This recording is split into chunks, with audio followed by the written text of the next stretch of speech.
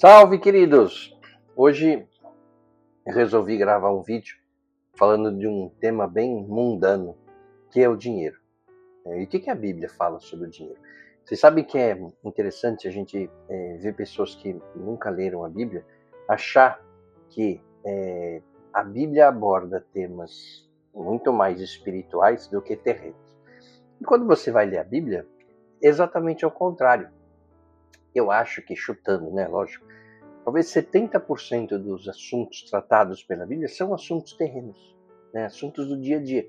E dá para entender, porque as pessoas precisavam de um guia, um caminho, alguma orientação sobre como se relacionar com as pessoas, como viver. Então a Bíblia ela é muito rica nesses aspectos. Então, o que a Bíblia fala que o importante não são exatamente as riquezas, e nem é importante ter ou não ter riquezas.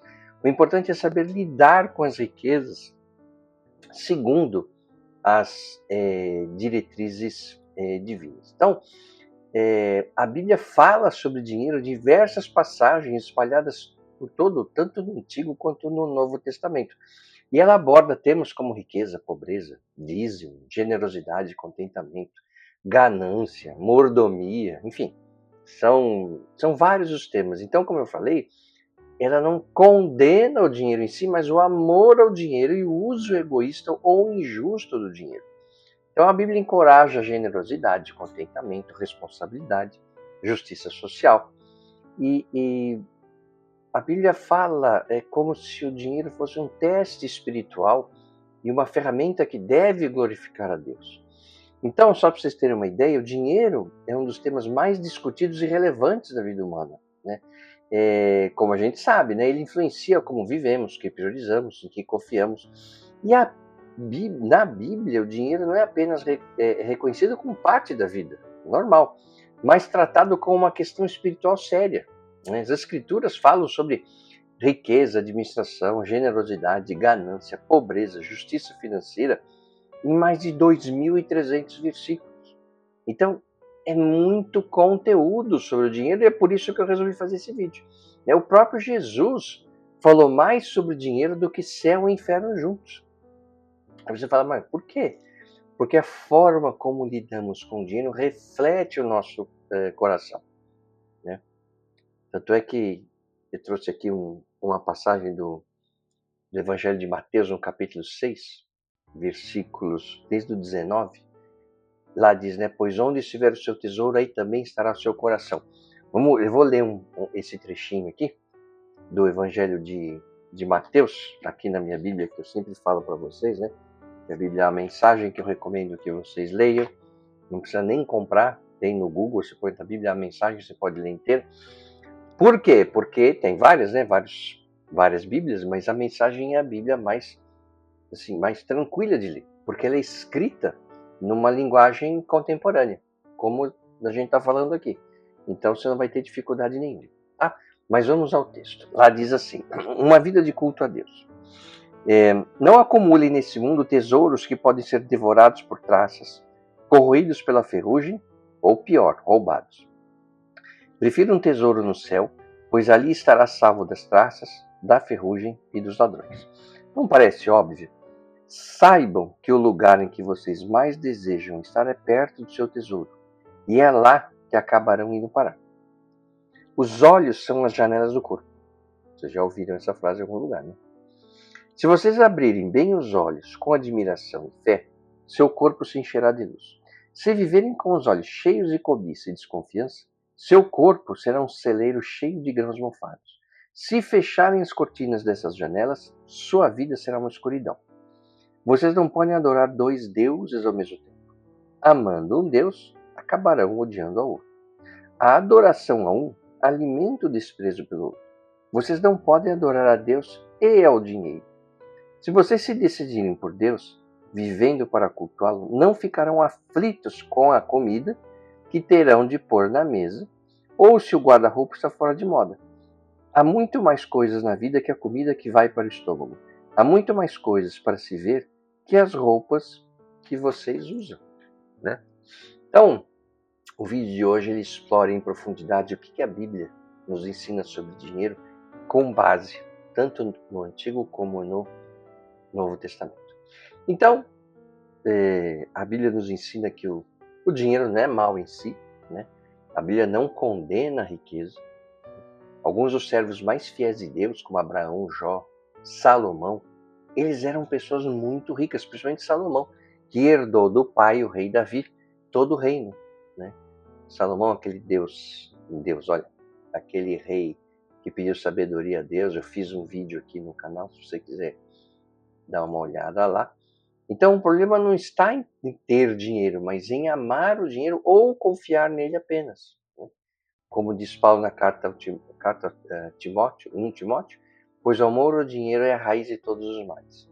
Então, a Bíblia nos fala que o dinheiro é moralmente neutro.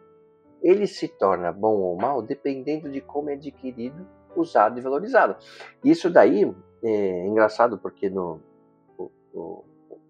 um dos aspectos do ensinamento budista é esse.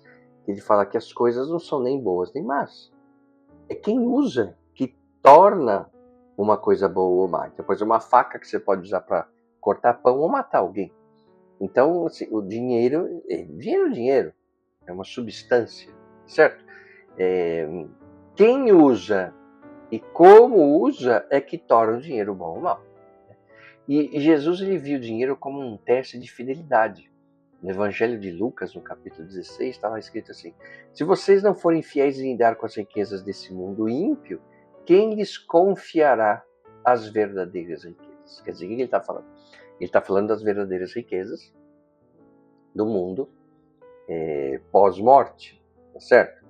E aí é um aspecto bem platonista, uma abordagem platônica. E a gente sabe que o cristianismo bebeu muito na fonte de Platão. Eu fiz um dos vídeos aqui no canal, eu trato disso. O Platão falava, né, do mundo do nosso, esse mundo físico e o mundo das ideias.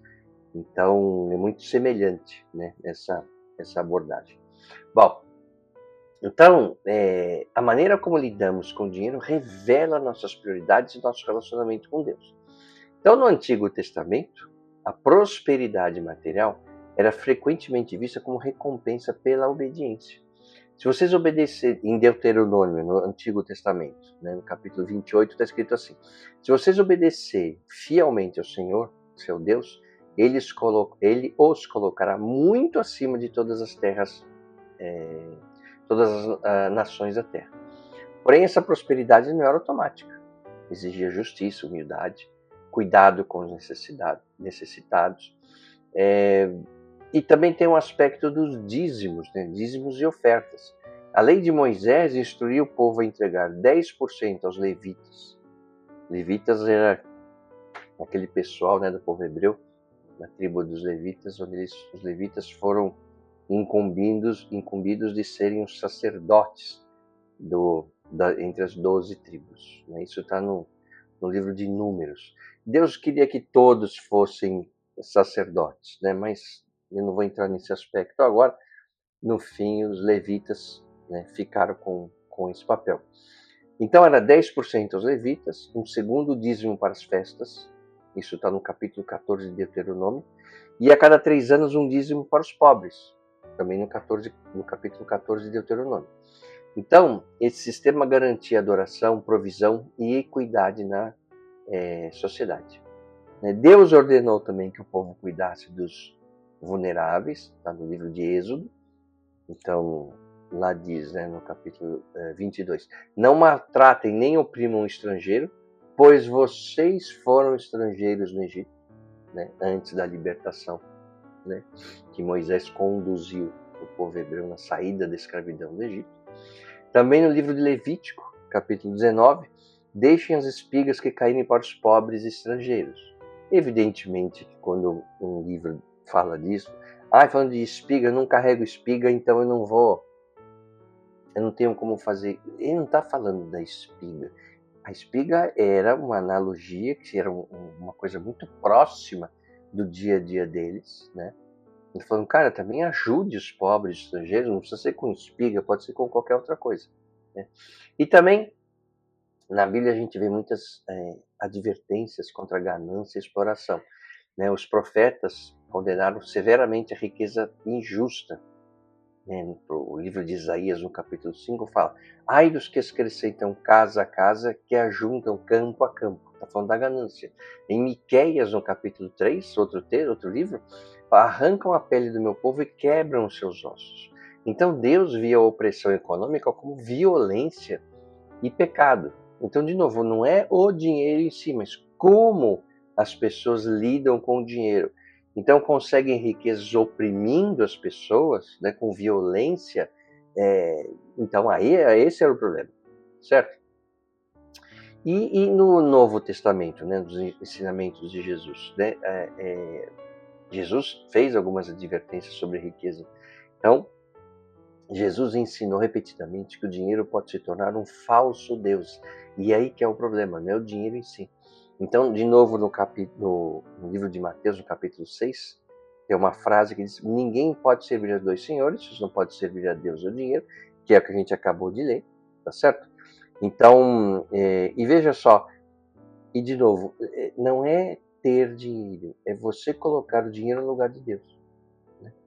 Então, se você coloca o dinheiro no lugar de Deus, se você, a pessoa, né, adora o dinheiro e fica cega por aquilo, aí que está o problema, e não o dinheiro em si. Então, Jesus falou várias parábolas, né, no que diz respeito ao dinheiro. Por exemplo, a do rico insensato, no livro de Lucas, no capítulo 12, Jesus conta a história de um homem muito rico que teve uma colheita tão grande que não cabia em seu celeiro. Em vez de pensar em ajudar outras pessoas, tal, ele usar seus recursos com sabedoria e decidiu derrubar seus celeiros e construir maiores, pensando apenas em si mesmo. Né? Ele disse a sua alma para descansar, comer, beber, aproveitar a vida. Mas naquela noite mesmo ele morreu. Então tudo que ele acumulou ficou para trás. É claro que são histórias, né, que tentam ensinar as pessoas, cara, cuidado com ganância, cuidado para Deus não ficar, para o dinheiro não ficar no lugar de Deus, cuidado para você não oprimir as pessoas, né?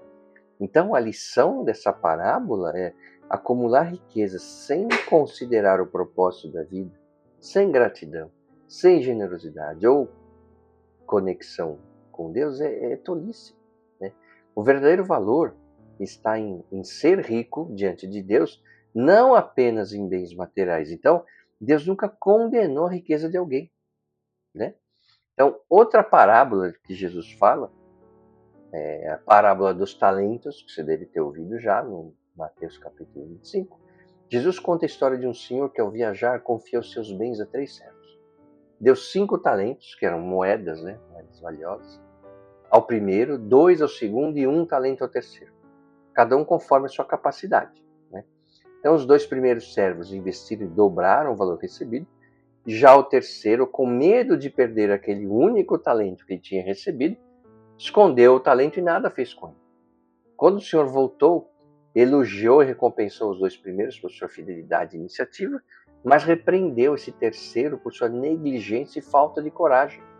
Então veja só, mas Deus é ganancioso, Deus quer que ele investe nas pessoas, quer ter resultado, não é nada disso, né? A lição dessa parábola é que Deus espera que usamos bem os dons, recursos e oportunidades que ele nos dá. O que importa não é a quantidade recebida, mas o que fazemos com o que temos. A fidelidade e o esforço têm valor diante de Deus. Então, olha só, nessa parábola, Jesus conta que o senhor rico deu talentos para as pessoas. Vamos considerar, que talento é uma moeda valiosa, vamos considerar que, ao invés de receber dinheiro de Deus, a gente receba, cada um tem o seu dom, cada um tem suas características, suas personalidades, suas capacidades, né, e suas limitações também. Então, o que Deus quer, segundo o ensinamento bíblico? Ele quer que a gente multiplique, que a gente use os dons recebidos, né, que a gente recebe ao nascer e vai adquirindo ao longo da vida, e quer que a gente use, que a gente ajude a sociedade a progredir. Então, o ensinamento da parábola é esse. Não é, eu queria alguém que me desse dinheiro, aí eu ia fazer alguma coisa, como ninguém me dá dinheiro, eu não faço nada. Não, você tem talento, Deus te deu determinados talentos. Use para melhorar a sociedade. Então não importa qual seja seu talento. Pode ser falar em público, pode ser ter uma habilidade comercial, você pode ser bom com números, não importa. É isso que a Bíblia tenta ensinar. Pegue esse seu talento, naquilo que você é bom, e use. E coloque a favor da sociedade. Né? Uma outra parábola que Jesus fala é do rico e Lázaro, está em Lucas 16. Então Jesus conta a história de um homem que era muito rico, que vivia com luxo, banquetes todos os dias, né? Enquanto que um mendigo chamado Lázaro, coberto de feridas, né, ficava à porta da casa dele, né, com fome, e era ignorado. Aí ambos morrem, né, e a situação se inverte. Lázaro, que era a pessoa, né, que era um mendigo, é acolhido no céu, ao lado de Abraão, e o rico vai para um lugar de tormento. Na dor, né, nessa situação de dor, o rico pede alívio e até tenta alertar seus irmãos que ainda estão vivos, mas ouve que eles já têm os ensinamentos de Deus e precisam crer por si mesmos. Não adianta, né? Não adianta o rico querer passar cola da prova, né? Não dá. Então, a lição, é claro que eu não estou detalhando aqui, talvez eu faça um vídeo sobre essa parábola. A lição dessa parábola é que a riqueza terrena não garante, por óbvio, segurança eterna, e que ignorar os necessitados, viver de forma egoísta, tem consequências espirituais sérias. O que fazemos nessa vida, então, especialmente com relação ao próximo, reflete nossa fé e prepara nosso destino na eternidade. O Evangelho de Lucas, no capítulo 6, né, ele fala um pouco de generosidade e generosidade do coração, né? Deem e lhe será dado. Em Mateus 6 também, né? Pois onde estiver seu tesouro, aí também estará seu coração. E Jesus ensinou que o dinheiro revela nossa lealdade interior. Por isso que ele falou que era um teste, né? A generosidade não é apenas boa, ela é prova de fé genuína. Vamos pegar o livro de Atos agora. O livro de Atos, como eu falei, ele é depois dos evangelhos, Mateus, Marcos, Lucas e João. Ele é o livro que conta a história dos apóstolos depois que Cristo morre. Então é bem legal porque começa então os apóstolos primeiro fogem e tal, depois se reúnem, aí eles começam a pregar em outros locais. Aí vem o grande apóstolo Paulo de Tarso, que leva, né, a mensagem, os ensinamentos de Cristo para vários locais. E eu já fiz também aqui um vídeo sobre Paulo, sobre o livro de Atos, então é bem interessante. Então, no livro de Atos, os crentes vendiam bens para ajudar os necessitados. No capítulo 2 ele fala, vendiam propriedades e bens e distribuíam cada um conforme a sua necessidade. Não era um comunismo forçado, mas generosidade guiada pelo Espírito. Evidentemente que uma pessoa mal intencionada pode usar esse discurso, esses ensinamentos espirituais e distorcê-los, né? Como o próprio essa história, né, de achar que, então como é bom o comunismo, olha como faz as coisas, tem que doar. E não é nada disso, certo? Não é isso que a Bíblia ensina, é outra coisa, certo? O apóstolo Paulo ensinou o equilíbrio entre trabalho honesto, contentamento e generosidade.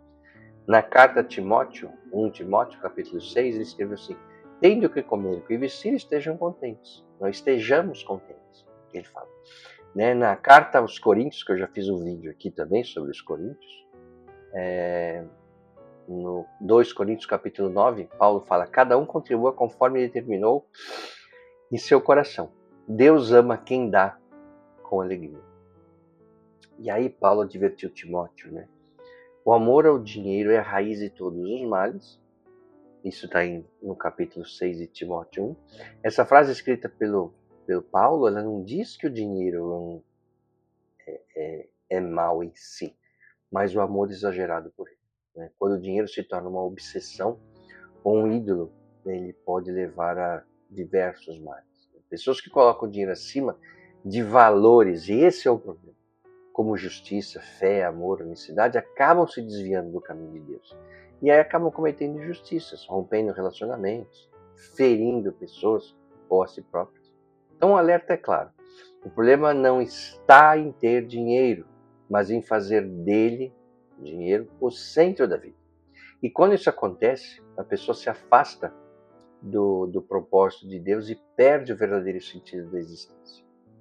Então, em Timóteo capítulo 6 diz lá, ordene aos ricos que não ponham sua esperança na incerteza das riquezas. É interessante porque muitas pessoas querem angariar riquezas para diminuir a incerteza.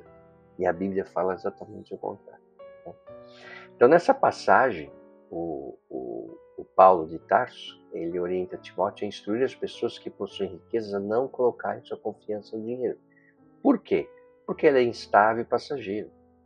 O texto não condena o fato de alguém ser rico, mas alerta para o perigo de confiar nas riquezas como fonte de segurança e, principalmente, sentido de vida. No livro de Eclesiastes, que eu já fiz um vídeo aqui também, o rei Salomão fala disso. Cara, tenho de tudo, tenho sabedoria, meu pai me deixou aqui um reino riquíssimo e eu estou sem, como ele fala, nada faz sentido abaixo do sol. Tudo que eu tentei, e ele tentou de tudo mesmo, a comida, a bebida, festanças, tudo, sabedoria, tudo. Cara, nada faz sentido. E aí ele encontra o sentido é viver a vida, tendo Deus como Deus na sua vida. Certo? Assistam lá o vídeo de Eclesiastes, que aliás, é um livro muito bom. Né? E também deixar claro aqui que o meu objetivo com esse canal, primeiro, eu já falei inúmeras vezes, não é converter ninguém a nada.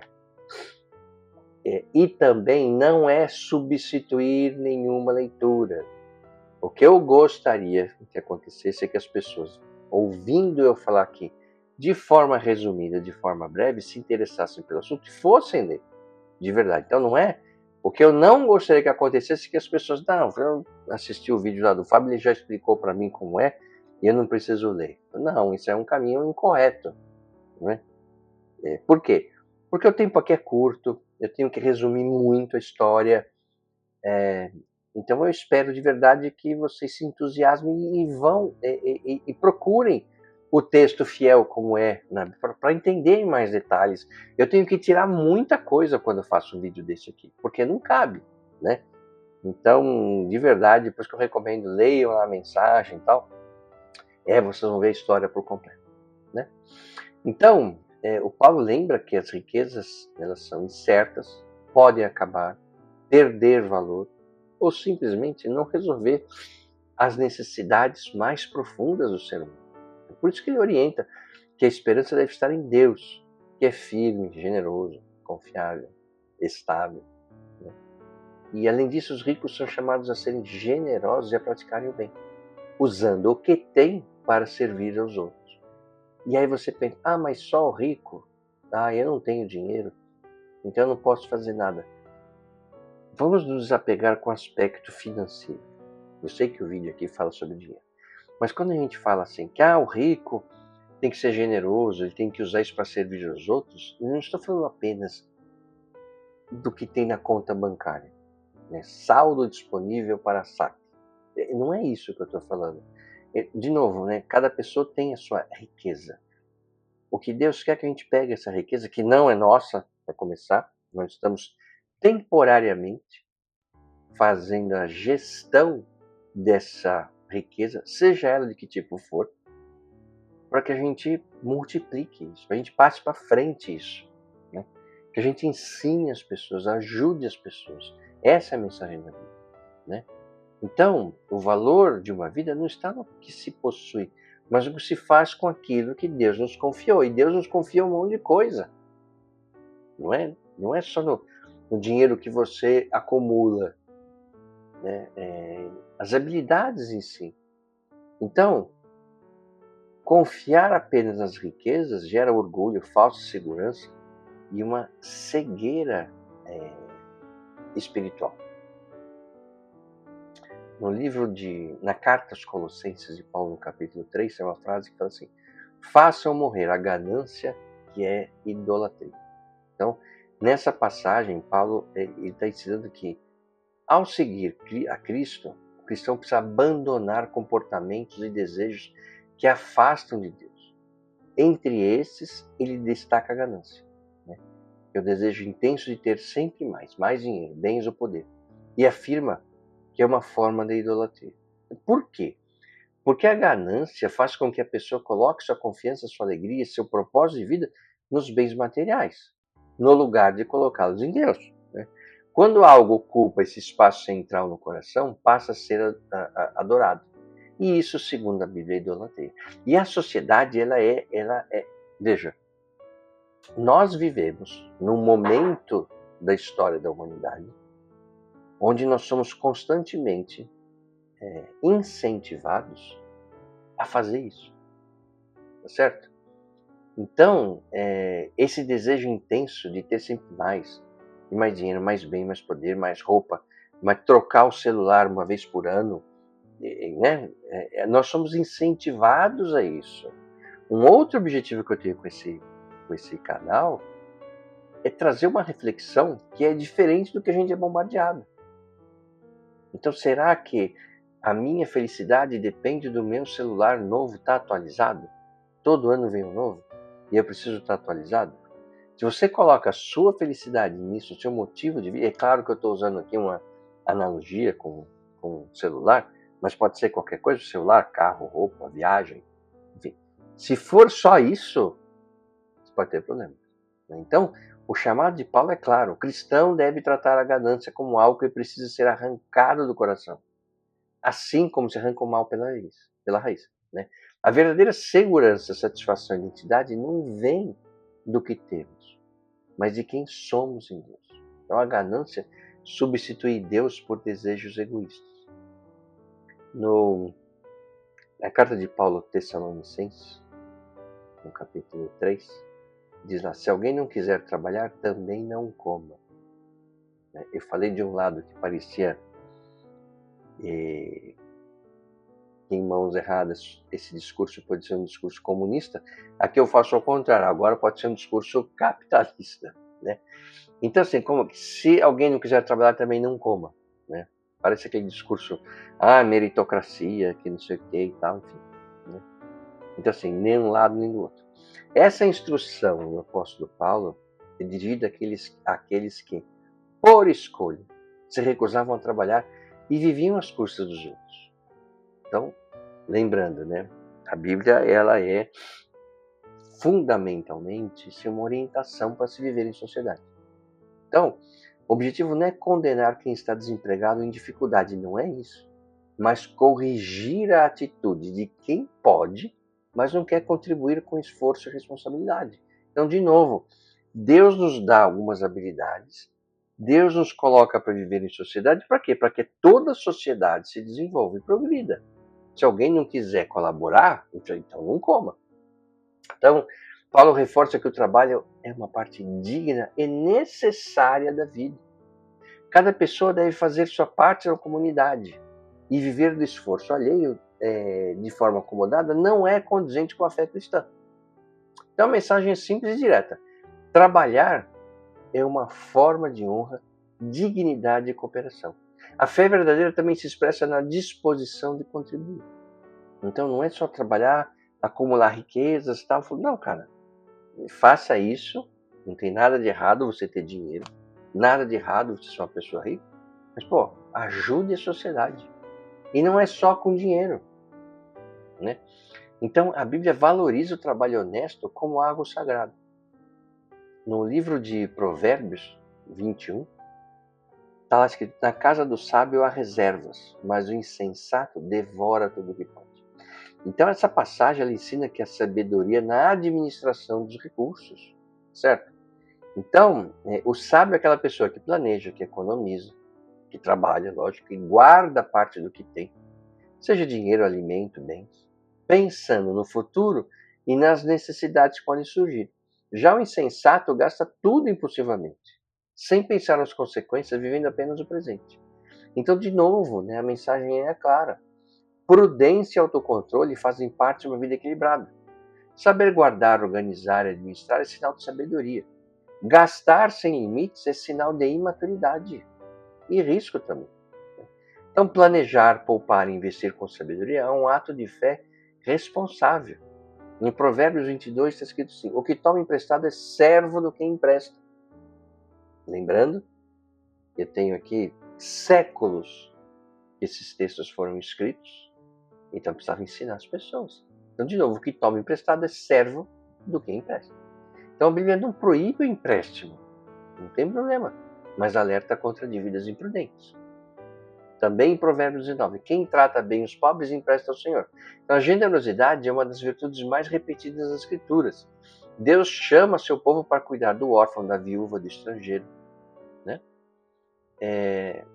Então, embora a Bíblia reconheça a bênção material, ela também nos ensina o quê? Em Lucas 12, a vida de um homem não consiste na quantidade de seus bens. Com essas palavras, Jesus nos ensina que o verdadeiro valor da vida não está nas posses materiais. Ter muito ou pouco não define o sentido da existência. Acumular riquezas pode, claro, trazer conforto, e traz, mas não garante paz, propósito ou felicidade duradoura. De novo, Eclesiastes, leia um livro de Eclesiastes. Jesus nos lembra que a essência da vida está no que somos e não no que temos. Para Deus, o que importa não é o que você faz, mas quem você é. O amor, fé, caráter, generosidade e comunhão com Deus são os verdadeiros tesouros que dão sentido à existência. A chamada teologia da prosperidade ensina que a fé leva automaticamente à riqueza. Só que isso é o contrário, isso é antibíblico, isso é perigoso. O próprio João falava, em João 16, fala: no mundo vocês terão aflições. Jesus não falou: quem quiser pegue a sua cruz e me siga. Ele não falou: quem quiser me dê a sua cruz, que eu carrego para vocês e me siga. Ele não falou isso. O que ele falou? Eu tenho minha cruz, cada um aqui tem a sua, carregue-a e venha junto comigo. Jesus não aliviou a onda para ninguém. Paulo passou por fome, prisões, escassez, apanhou como um cachorro. Então, fidelidade, ela não garante riqueza, garante a presença, isso é que é importante, garante a presença de Deus. A fidelidade, a fé, garante a presença de Deus na nossa vida. Certo? Na carta a Timóteo 1, capítulo 6, Paulo escreve: a piedade com contentamento é grande fonte de lucro. O contentamento liberta o coração da inveja e o ancora em Deus. Então, de novo, na Bíblia, principalmente Jesus fala que o dinheiro é um teste, uma ferramenta e um testemunho.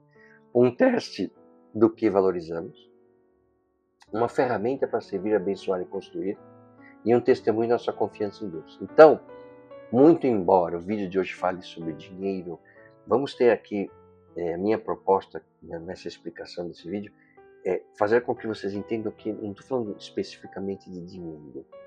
Eu estou falando dos talentos, não aquele da moeda lá que os 3 receberam na parábola, mas de tudo aquilo que Deus colocou nas nossas mãos para a gente fazer a gestão. O que você está fazendo com o que Deus colocou nas suas mãos?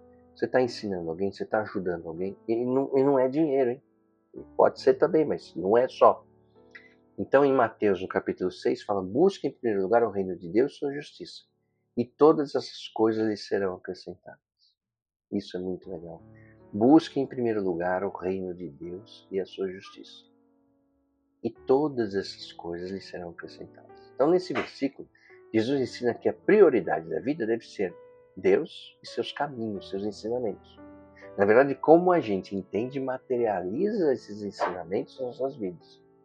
Então, em vez de viver ansioso por bens materiais, comida, roupas, celular, segura carro, o cristão é chamado a coloca Deus em primeiro lugar, confiar na sua direção praticar a justiça e viver segundo os valores do reino de Deus. Então a promessa é clara. Quando buscamos a vontade de Deus acima de tudo, Ele cuida do resto. Né? Veja, isso não significa ausência de dificuldades, problemas. Cada um tem a sua cruz, como Jesus falou, mas significa sim a certeza de provisão e direção em cada etapa da vida. Né? O cristão é chamado a viver com fé, sabedoria e a lidar com o dinheiro ou seus talentos que recebemos, de forma que traga glória a Deus, bênção aos outros e paz ao coração.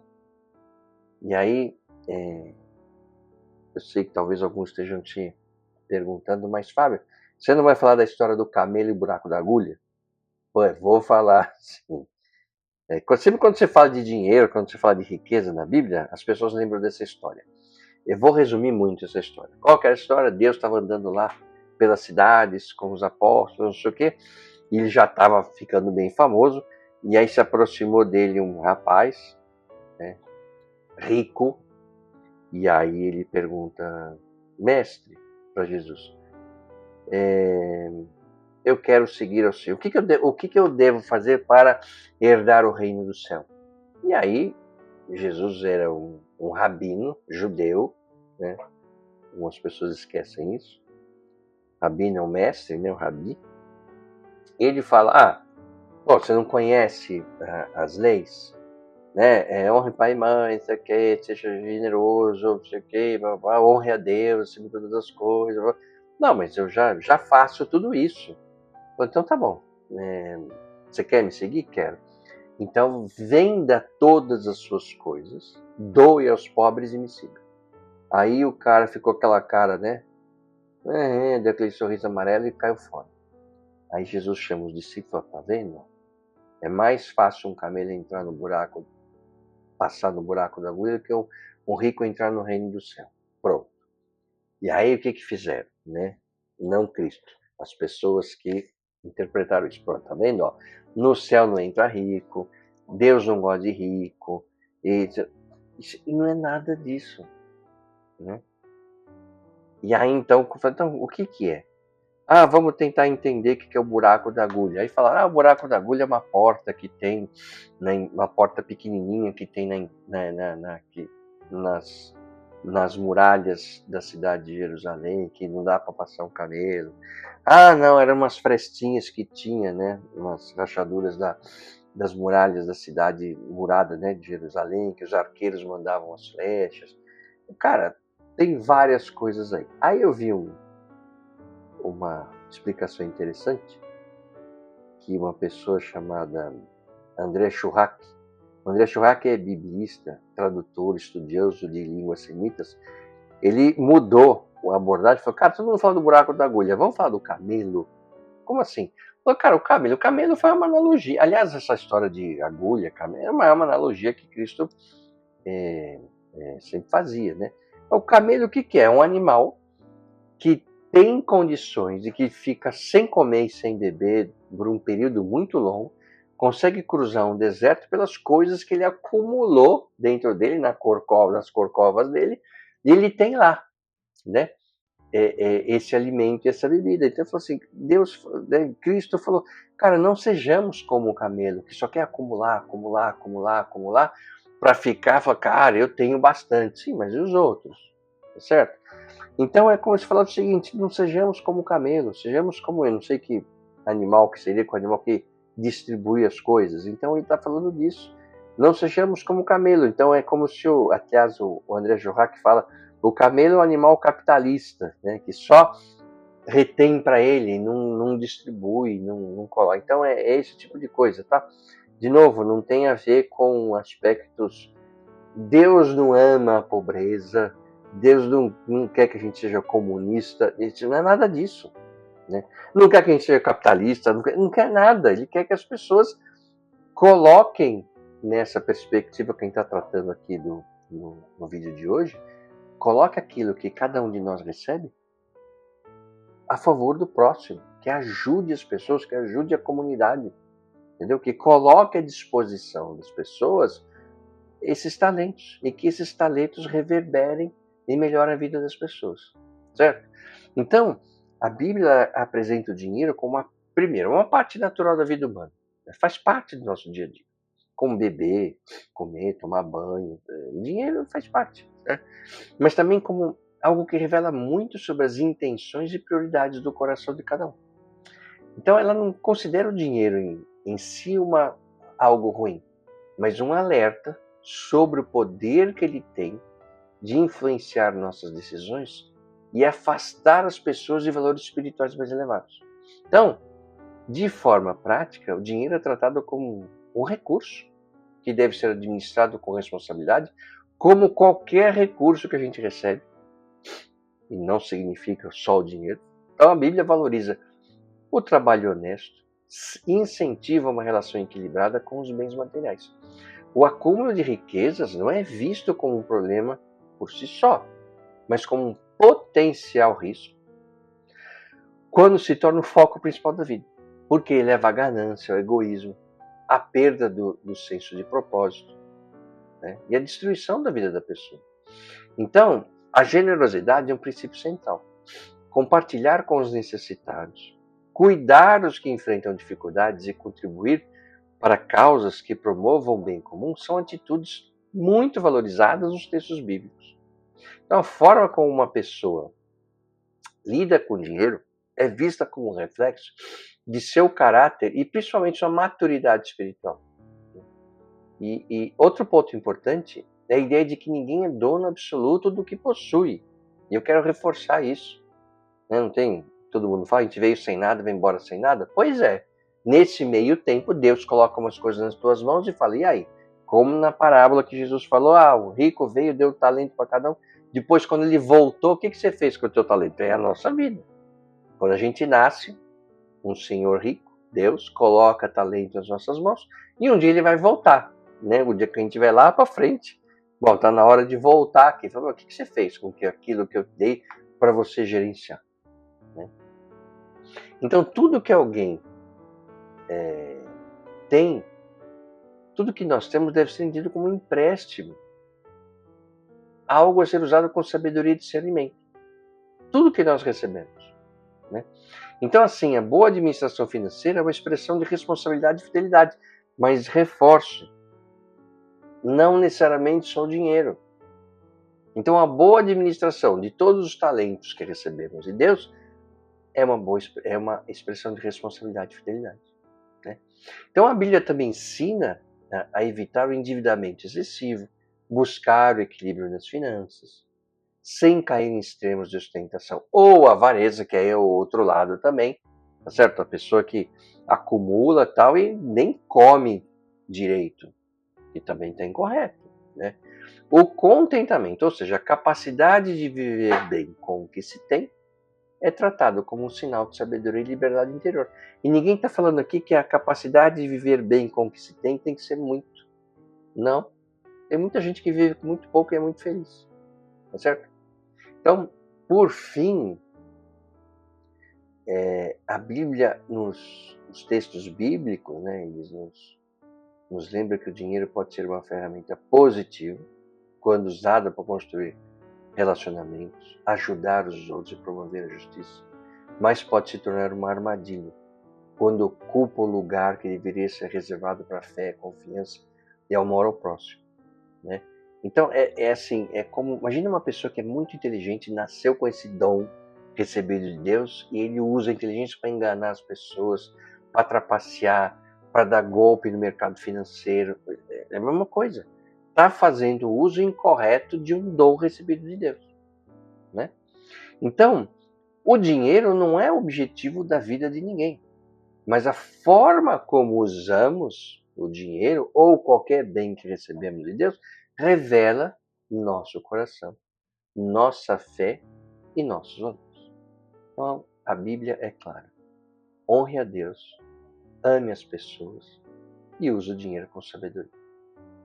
Um abraço e até o próximo vídeo.